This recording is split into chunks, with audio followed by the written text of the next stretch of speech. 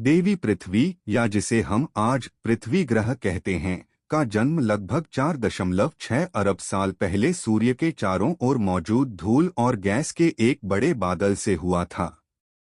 सौरमंडल के गुरुत्वाकर्षण के प्रभाव के कारण यह धूल और गैस आपस में टकराती और जुड़ती गई, जिससे धीरे धीरे पृथ्वी का निर्माण हुआ। शिव पुराण के अनुसार भगवान विष्णु के माता पिता काल रूपी सदाशिव और पराशक्ति दुर्गा हैं। सदाशिव और दुर्गा ने पूर्ववत प्रयास किया तो उन्होंने अपने दाहिने अंग से भगवान ब्रह्मा को उत्पन्न किया और उन्हें तुरंत विष्णु के नाभिकमल में स्थापित किया। एक समय ऐसा आया जब काल रूपी ब्रह्मा सदाशिव ने संपूर्ण सृष्टि का कार्यभार संभालने का निश्चय किया और शक्ति दुर्गा सहित परमेश्वर रूपी शिव ने अपने अंगों पर अमृत मलते हुए एक पुरुष को प्रकट किया, जिसे उन्होंने पुरुष कहकर संबोधित किया। शिव ने उस पुरुष से कहा, व्यापक होने के कारण तुम विष्णु के नाम से जाने जाओगे। इस प्रकार शिव पुराण के अनुसार नारायण विष्णु का जन्म सदाशिव और दुर्गा से हुआ है।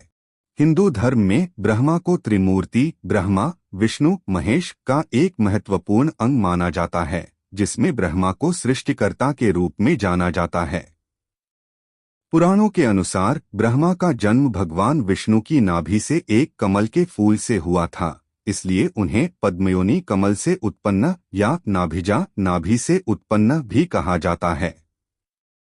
श्रीमद् भागवत पुराण के अनुसार एक बार जब भगवान विष्णु और ब्रह्मा अहंकार में आकर खुद को श्रेष्ठ बताने लगे, तब एक जलते हुए खंभे से भगवान शिव प्रकट हुए थे। दक्ष का जन्म ब्रह्मा के अंगूठे से हुआ था, जबकि धर्म कामदेव और अग्नि क्रमशः ब्रह्मा के दाहिने अंगूठे छाती हृदय और भौहों से उत्पन्न हुए थे। दक्ष प्रजापति की कई पुत्रियां थीं, जिनमें से एक प्रमुख पुत्री का नाम सती था। सती ने भगवान शिव को अपना पति बनाने के लिए कठिन तपस्या की। तपस्या के बाद शिव और सती का मिलन हुआ और दोनों में प्रेम हुआ। सती ने स्वयंवर रचा और भगवान शिव को अपना वर चुना। जब उन्होंने शिव को नहीं देखा तो उन्होंने माला हवा में फेंक दी और वह शिव पर गिरी। इस प्रकार उनका विवाह संपन्न हुआ।